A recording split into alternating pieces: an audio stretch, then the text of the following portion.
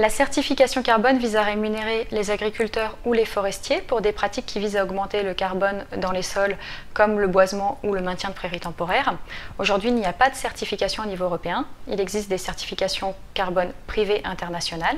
Il existe une certification au niveau français, le label bas carbone.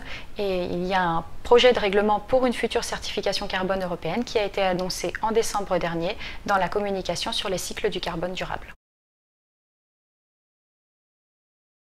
I4C a publié 7 recommandations pour le futur cadre européen de certification.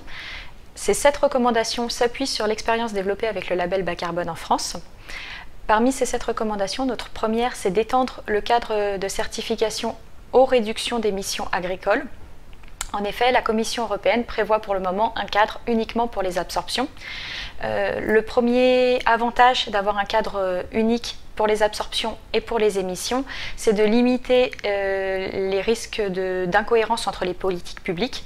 Le deuxième, c'est de limiter les effets pervers. Par exemple, une production de biomasse ayant recours aux engrais azotés augmenterait à la fois les absorptions et les émissions de gaz à effet de serre.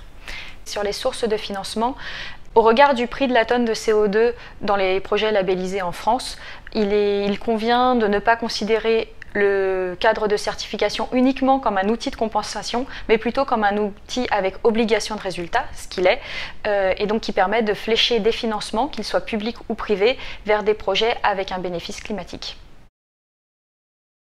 Ces recommandations ont pour but d'alimenter les travaux en cours au niveau européen. La proposition de règlement devrait être publiée d'ici fin 2022 par la Commission européenne et on espère avoir un mécanisme opérationnel pour la fin 2024.